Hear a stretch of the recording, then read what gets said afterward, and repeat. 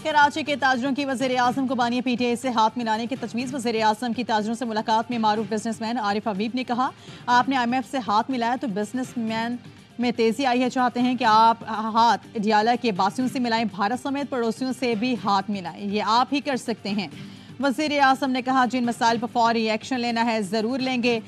ताजिर आगे बढ़े, सऊदी अरब के सरमायाकारों को आपके साथ बिठाऊंगा, आप सरमायाकारी लाने के लिए उनको निहारी कबाब खिलाएं। कहा, किसकी हुकूमत है, गर्ज नहीं, मुल्क की तरक्की के लिए मिलकर काम करना वाहिद ऑप्शन है। किसी को इल्ज़ाम तराशी नहीं कर सकते, अपने गिरेबानों में झांकना है। अहद कर लें कि अगले 5 साल में एक्सपोर्ट को दुगना करना है। मुआशी इस्तेहकाम और सरमायाकारी के फ़रोग़ के लिए हमें अपना होमवर्क करना होगा, तभी तरक्की और जमहूरियत की गाड़ी आगे बढ़ेगी।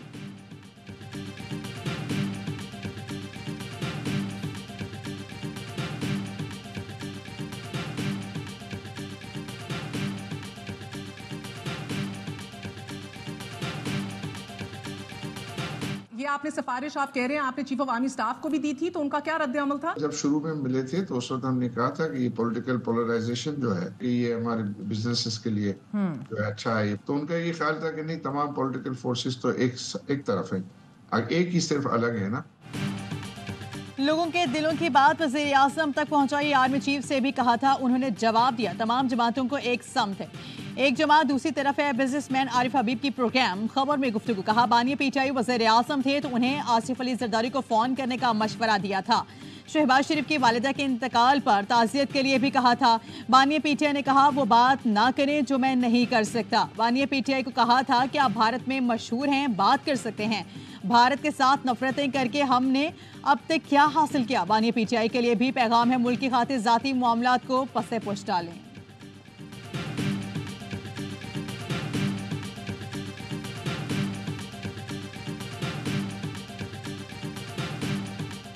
सिंध हुकूमत की वज़ीर-ए-आज़म से शिकायतें। वज़ीर आला हाउस में वज़ीर-ए-आज़म की ज़ेर सदारत इजलास। मुराद अली शाह ने कहा, विफाक ने नई स्कीम में सिंध को नजरअंदाज किया। सैलाब मुतासरीन के लिए सिंध ने 25 अरब रुपए दिए, विफाक ने फंड जारी नहीं किए। FBR सिंध के 4 अरब रुपए से ज्यादा खा गया, मगर अब विद होल्डिंग टैक्स जमा नहीं करेंगे। वज़ीर-ए-आज़म ने कहा, ऐसे न करें, हम आपके बकाया जात की मसाइल हल करेंगे। वज़ीर आला ने कहा, विफाक ने अब तक 82 अरब कम दिए, तरक्याती कामों में मुश्किलात हैं। वज़ीर-ए-आज़म ने वज़ीर ख़जाना को मसाइल हल करने की हिदायत कर दी। वज़ीर-ए-आज़म ने सिंध में ट्रांसपोर्ट के मंसूबे की तारीफ की। वज़ीर ट्रांसपोर्ट के इसरार पर 150 बसें देने का ऐलान।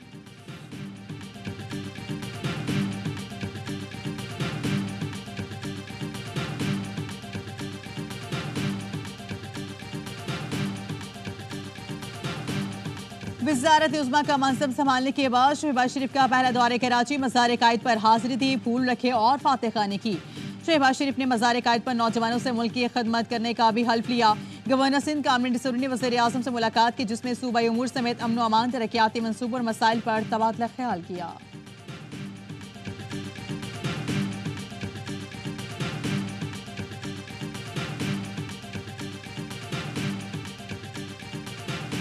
पाकिस्तान और ईरान का रमदान बॉर्डर पॉइंट को बैनुल अक़वामी सरहदी क्रॉसिंग पॉइंट करार देने पर इत्तफाक। इक़्तिसादी और तिजारती सरगर्मियों के लिए बॉर्डर ट्रेड मैकेनिज्म मुकम्मल फाल करने और बाकी दो सरहदों पर मार्केट्स खोलने पर भी इत्तफाक। ईरानी सदर इब्राहिम रईसी के दौरे पाकिस्तान का एलामिया जारी। अफगानिस्तान में दहशतगर्द तंजीमों की मौजूदगी को इलाकाई और आलमी सलामती के लिए संगीन खतरा करार दिया गया। गजा की गैर इंसानी नाकाबंदी और इसराइली मजालिम की शदीद मजम्मत। मसले कश्मीर को कश्मीरियों की मर्जी के मुताबिक हल करने की जरूरत पर जोर दिया गया।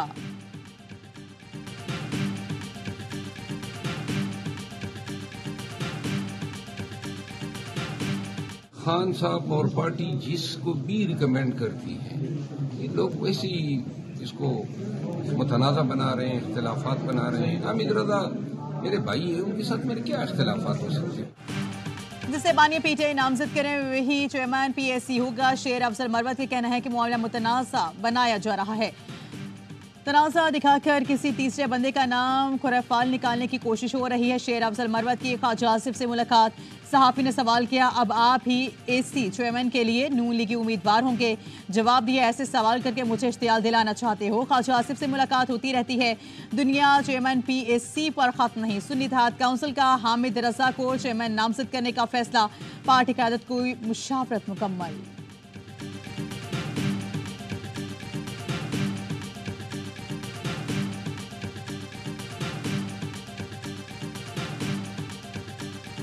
नहीं, मैंने तो बरमला हर जगह पे as leader of the opposition का है। कल भी कहा था कहीं पे कि जनाब खान साहब ने शेर अफजल मरवत साहब को नॉमिनेट किया तो उनको होना चाहिए पब्लिक अकाउंट्स कमेटी का चेयरमैन। शेर अफजल मरवत को ही चेयरमैन पीएससी होना चाहिए। ऑपोजिशन लीडर उमर अयूब ने भी शेर अफजल मरवत की हिमायत कर दी। कहा बानी पीटीआई ने शेर अफजल मरवत को चेयरमैन पीएससी नामजद किया। बरमला कहा है कि उन्हें चेयरमैन होना चाहिए। पब्लिक अकाउंट्स कमेटी के चेयर ऑपोजिशन की होती है। पार्टी का मौकिफ रहा जो नाम बानी देंगे वही चेयरमैन होगा। मैं अल्लाह का शुक्र है किसी के पैर पड़ के नहीं आया, ना आपने प्रिंसिपल कॉम्प्रोमाइज करके आया, ना आपने केसेस माफ करा के आए। मैंने रिजाइन किया सेनेट की सीट से। मैंने इमरान खान साहब की सीट थी, जिस दिन खैरबाद किया उस दिन उनकी सीट भी वापस की। जो पढ़ाया था पढ़ा आज भी खान साहब ने, हमें तो याद है। वो भूल गए तो भूल गए। बानी पीटीआई ने हमें जो पढ़ाया आज भी याद है, वो शायद भूल गए। सेनेटर फैसल वाडा कहते हैं बानी पीटीआई की सीट थी, खैराबाद कहा तो सीट भी वापस की। किसी के पांव पकड़ कर केस मुआफ करा कर नहीं आया। आजाद हैसियत से सेनेटर मुंतखब हुआ हूं। नाकामी के बाद ही आप कामयाबी की तरफ बढ़ते हैं। मैंने देख लिया है कि आप सिस्टम के अंदर ही सिस्टम के खिलाफ खेल सकते हैं।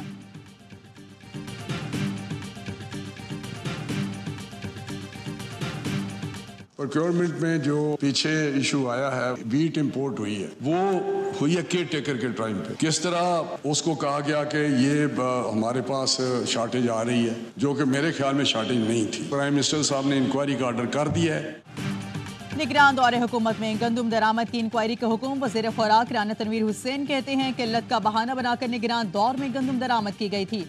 वज़ीर आज़म ने मामले की तहकीकात का हुक्म दिया है। गंदुम का बहरान हर दौरे हुकूमत में सामने आता है। हुकूमत जिसे सब्सिडी देती है उसे नहीं मिल पाती। गंदुम की खरीदारी के लिए सूबों को खतूत अरसाल कर दिए हैं। उम्मीद है चंद रोज में गंदुम से मुतालिक सूरत हाल बेहतर हो जाएगी। वज़ीर आज़म किसानों को टारगेटेड सब्सिडी देने के लिए मुतहरिक है।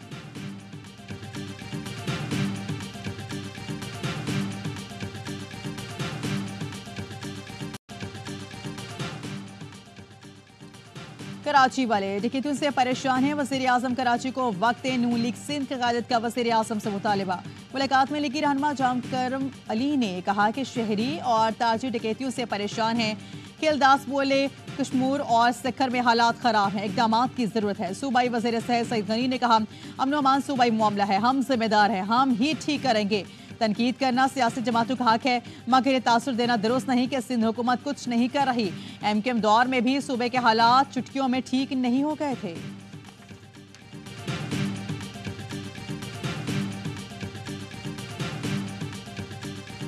वज़ीर आला सिंध ने मुशीर बाबुल भैयू का इस्तीफा कबूल कर लिया। बाबुल भैयू ने इसलहा समेत स्मगलिंग के इल्जामात पर ओहदे से इस्तीफा दिया था। बाबुल भैयू ने असलहा बरामदगी की शफाफ तहकीकात का मुतालबा किया। बाबुल भैयू की सिक्योरिटी के लिए दी गई पुलिस मोबाइल में गैर कानूनी असलहा पकड़ा गया था। असलहा बलूचिस्तान से शिकारपुर स्मगल किया जा रहा था।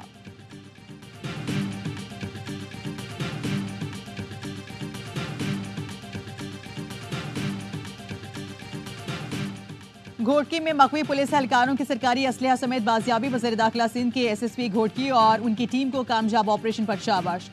ज़िया लांझार ने कहा कि आप लोगों की दिलेरी और जज्बे की दाद देता हूँ। डाकुओं ने पुलिस चौकी पर हमला करके एक एहलकार को शहीद और 2 को अगवा कर लिया था। मुकाबले में एक डाकू मारा गया था।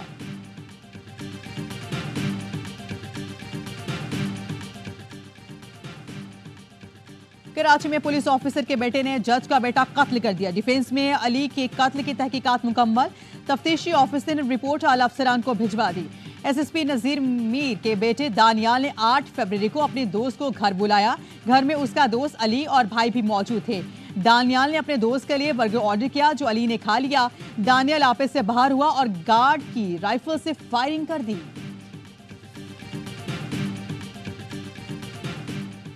गाड़ी वापस क्यों ली? ननकाना साहब में बेटे ने फायरिंग करके बाप और चचा को कत्ल कर दिया।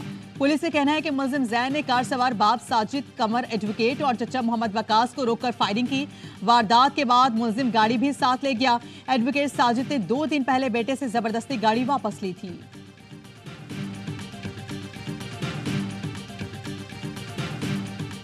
कराची में मलीर समेत कई इलाकों में जलजिला शिद्दत 3.2 रिकॉर्ड की गई। गुलिस्तान जौहर, गुलशन Maymar, Ehsanabad side super highway में जलजिले के झटके महसूस किए गए।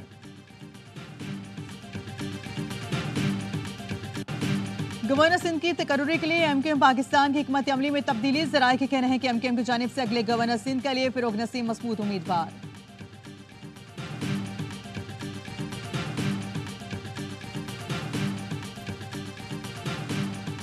इलेक्शन कमीशन का तहरीक इंसाफ के नए इंट्रा पार्टी इंतखाबात पर भी एतराज। पीटीआई को नोटिस जारी कर दिया। Election commission political finance wing में 30 अप्रैल को पेश होने की हिदायत। इलेक्शन कमीशन ने तीसरी बार पीटीआई के इंट्रा पार्टी इंतखाबात पर एतराज आयद किया। तहरीक इंसाफ ने 4 मार्च को पार्टी इलेक्शन की तफसीलात जमा कराई थी।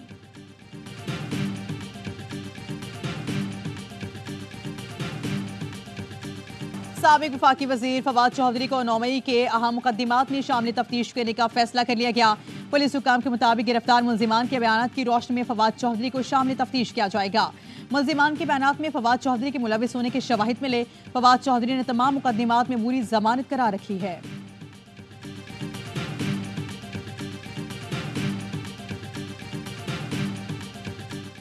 लापता अफराद का मसला हल करना है, कोई दहशतगर्द है तो पर्चा दें। मावरा अदालत कार्रवाई ना करे। पुलिस तमाम इदारों से बेहतर है क्योंकि कार्रवाई ठीक हो या गलत सामने करते हैं। वजारत दिफा से पूछ कर बताएं एजेंसीज में खुद एहतसाबी का अमल क्या है। वोटिंग में गलती हो सकती है लेकिन इसका मतलब ये नहीं कि वो जवाब दे नहीं। लापता बलोच अफराद के केस में जस्टिस मोहसिन अख्तर कयानी की रिमार्क्स। कहा अदालत समेत हर इदारे को इख्तियार के अंदर रहकर काम करना है। अटॉर्नी जनरल ने बाजियाब होने वाले अफराद से मुतालिक रिपोर्ट इस्लामाबाद हाई कोर्ट में पेश कर दी।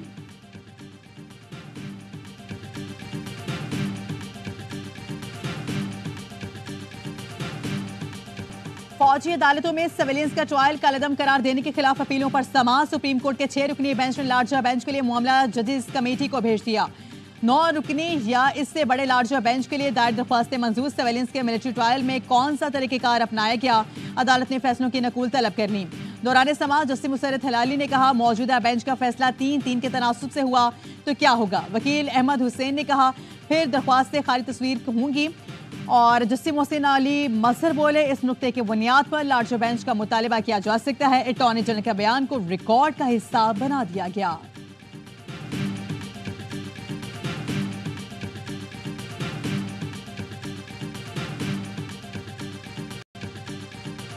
हिंदू जिमखाना की मलकियत से मुतल्लिक केस की सुप्रीम कोर्ट के रांची रजिस्ट्री में समाअत। अदालत ने फैसला महफूज कर लिया। डॉक्टर उमेश कुमार ने कहा इमारत में ऊन की नक्श बने हुए हैं, ये मंदिर के नुकूश हैं, जिमखाना हिंदू कम्युनिटी को दिया जाए। चीफ जस्टिस ने रिमार्क से कौमी असम्बली पर कलमा लिखा है तो क्या वो मस्जिद हो गई। उमेश कुमार बोले कि आप ये सिंध हुकूमत के हवाले कर दें। चीफ जस्टिस ने इस्तिसार किया कोई एक इमारत बना दें जो सिंध हुकूमत ने महफूज रखी हो। क्या किसी मुल्क में गवर्नर हाउस के बाहर कंटेनर होते हैं? हम इस इमारत का कब्जा आपको नहीं देंगे।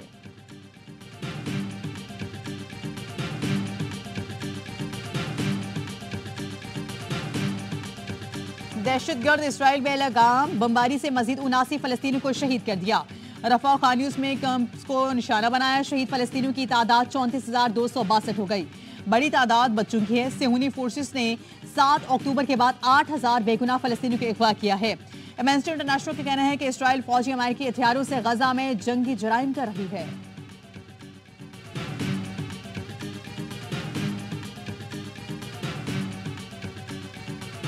अमेरिका के जामियात में गजा से मजलूमों के लिए तलबा सड़कों पर आके मुजाहिरीन ने अमेरिका से इसराइल को असलहे की फराहमी फौरी बंद करने का मुतालिबा कर दिया। टेक्सास यूनिवर्सिटी ऑस्टिन के तलबा का एहतजाज। पुलिस की भारी नफरी पहुंच गई। पुलिस ने 3 मुजाहिरीन को गिरफ्तार कर लिया। यूनिवर्सिटी के हाथे में सख्त कशीदगी फैल गई। यूनिवर्सिटी ऑफ सदर्न कैलिफोर्निया में फलस्तीनियों की हिमायत में तलबा सराफा एहतजाज। पुलिस से झड़पें, एक नौजवान से हिरासत। तलबा का यूनिवर्सिटी में खैमे काट का धरना, फलस्तीन की आज़ादी के नारे।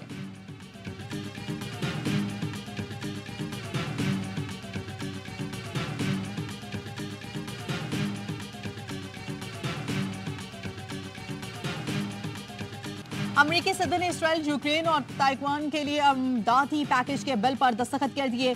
इसराइल को 26 अरब, यूक्रेन को 61 अरब और ताइवान को 8 अरब डॉलर्स फराहम किए जाएंगे। अमेरिकी सेनेट ने तीनों मुल्कों के फौजी इमदाद के लिए 95 अरब डॉलर की मंजूरी दी थी।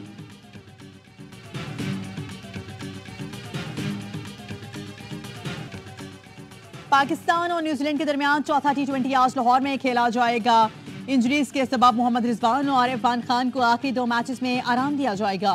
फखर जमान और माद वसीम की वापसी का इम्कान। 5 मैचेस की सीरीज 1-1 से बराबर। चेयरमैन पीसीबी मोहसिन नकवी की यतीम बच्चों को मैच देखने की खुसूसी दावत।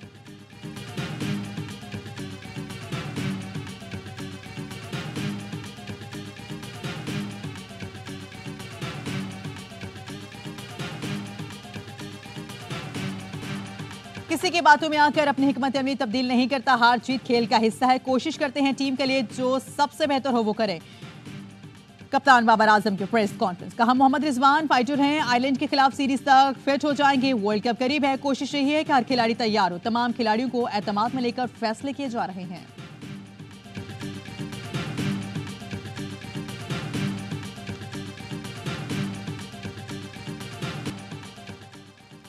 आईसीसी T20 वर्ल्ड कप की ट्रॉफी आज इस्लामाबाद पहुंचेगी। 3 रोजा दौरे में ट्रॉफी एबटाबाद और लाहौर में जाएगी। ट्रॉफी हफ्ते को शाम 4:30 बजे नेशनल क्रिकेट स्टेडियम जाएगी। पाक न्यूजीलैंड आखिरी T20 के दौरान कज़ाफ़ी स्टेडियम में मौजूद रहेगी। दुनिया के तेज तरीन एथलीट, तेज तरीन क्रिकेट याल में कप के सफीर मुकर्रर। आईसीसी T20 वर्ल्ड कप 1 जून से वेस्ट इंडीज और अमेरिका में खेला जाएगा।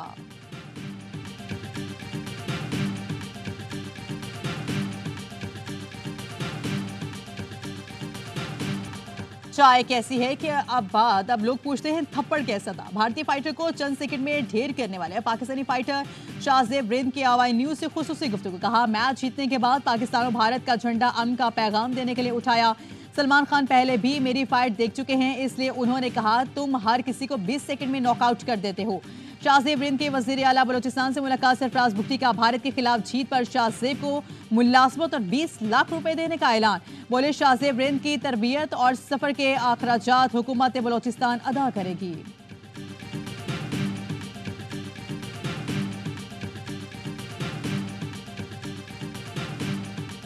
एक टीम लेकिन 2 फेडरेशन। बैनुल अक़वामी हॉकी फेडरेशन का नोटिस दोनों धड़ों से आज तक जवाब तलब कर लिया। शहला रजा की ज़ेर सदारत चलने वाली फेडरेशन ने FIH को तनाज़ुर से आगाह किया।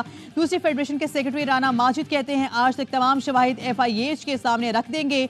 अजलान शाह टूर्नामेंट के लिए कौमी टीम का ऐलान 27 अप्रैल को करेंगे। शहला रजा की फेडरेशन टीम का ऐलान कर चुकी हैं।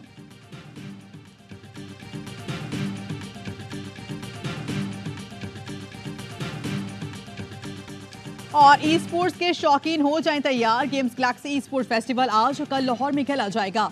मुकाबले भी होंगे, म्यूजिक भी और तफरीह भी। ई स्पोर्ट्स मुकाबले पाकिस्तान के सबसे बड़े स्पोर्ट्स चैनल ए स्पोर्ट्स और आवाज़ पर नशर होंगे।